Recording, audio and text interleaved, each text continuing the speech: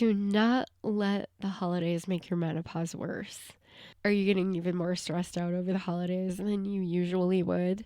Let's talk about this today. I'm going to give you actual tangible strategies that you can use to make your holidays be a breeze. So stay tuned.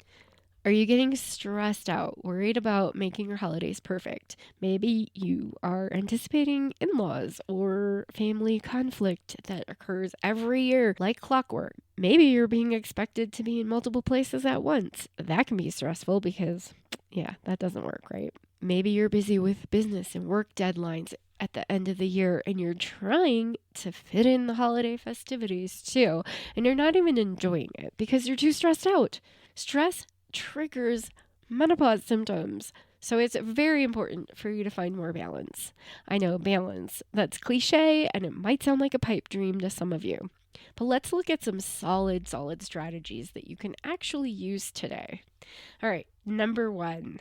This one, I know some of you are going to resist this, but let's just be open-minded here, okay? Because do you want to enjoy your holidays or do you want to be stressed out? So if you want to enjoy them, take my tips to heart, okay? Declutter your holiday schedule. Guess what? You don't have to do it all. It doesn't have to be this crazy hectic schedule. Evaluate what really needs to be done and what doesn't. And be freaking ruthless here. Ruthless. Seriously. Is it a must do? I mean, is it one of your grandkids' recitals? Your Christmas recital? Yeah, go to it because that's what matters. Look at your values. What are you valuing when you look at your list? And what are you making a priority? Are you making family a priority?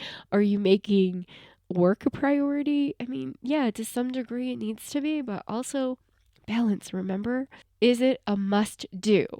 If it is, who decided that and on what criteria? If it's a must do, what's the criteria? Look at your criteria. Does it really match what you value? Does it really match what's most important to you? And I'm telling you, be ruthless here. Because I know that sometimes people just get caught up in, this is just what we always do. It's tradition. It's tradition. Guess what? It's tradition is not a good criteria. Because it's possible that nobody really cares that much about it. Check in with your family. I mean, if people really do care about it, yeah, maybe. But get real with yourself, okay? Is it really that important? And then another criteria is it something that you really love to do? Now, here again, check in with your inner self. Ask yourself, is it really something I love? Or is it just something I used to love? Or is it something that somebody else used to love? Or is it something that somebody else still loves? Old habits can be really hard to break. That's where we go back to that tradition.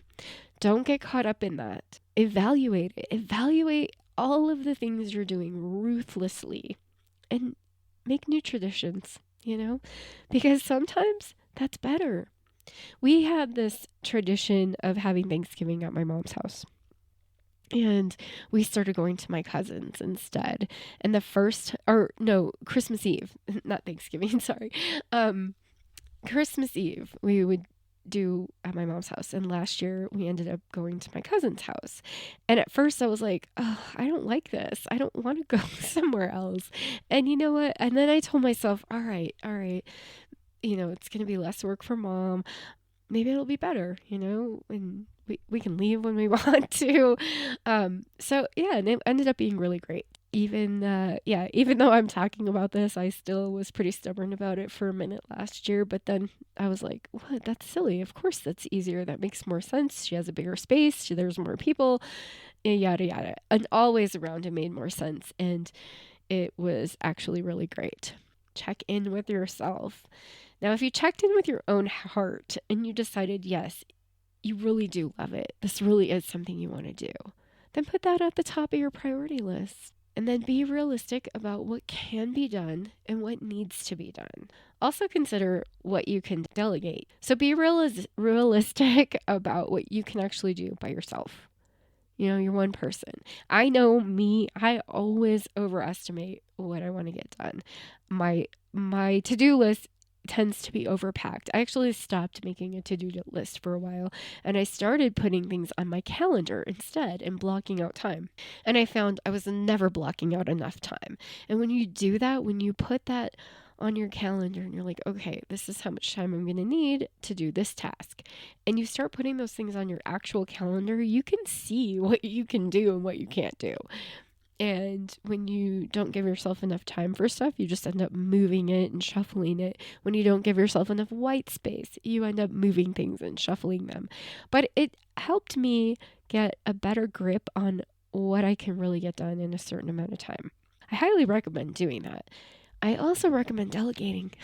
Delegate the things that you know other people can do, or even the things that you're not sure they can do. But maybe those less critical things. I know it's hard. It's hard for type A personality, and I am a type A too, so it's very hard for me to delegate. You got to learn how to let go of things being exactly the way that you want them to be. And when I did that, I will tell you, I became a lot less stressed. Trust other people to get things done, even if it isn't exactly the way you would have done it. Who cares? It's probably not that important. Prioritize self-care. I know, cliche, so cliche. And guess what? It's true. Cliches are often true. When our routine gets whacked with something different, like the holidays, it's so easy to get out of your self-care routine, if you even had one at all. So here's my top 3 to make sure that you do daily. 1, move your body.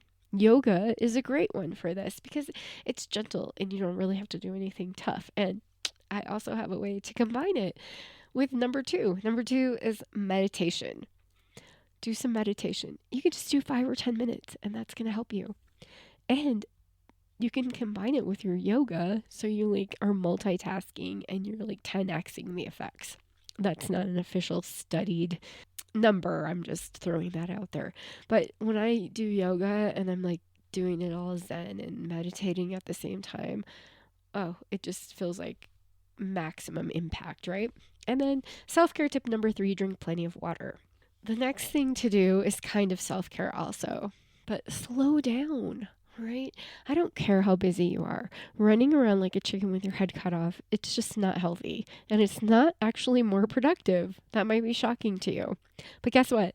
When you are running around all in a flurry, I have so much to do and I'm so busy, you're actually not getting more done. When you slow down and you take the time to think through what you're doing and what really needs to be done and what doesn't need to be done, and you're not flitting over from one thing to the next, and you're just focusing on one thing, getting it done, moving on to the next thing, you will actually find that you will be more productive. Focus on that. Do one thing at a time. Make sure the things you're doing really count. Like we talked about earlier, check in with your heart. If it doesn't speak to your heart, then just ditch it, okay? I mean, yes, some things do need to be done, for your work or your business. But if it's not resonating with your heart for the Christmas stuff, don't do it anymore. It's okay to change your traditions. I promise it is. Stress less, breathe, and take all of this to heart, please. And let me know, actually. Let me know which tools resonate with you the most. And let me know when you try to use them and how they work out, okay? Get on my VIP insider list and you will be able to contact me directly. And you will also get tips that you do not get anywhere else.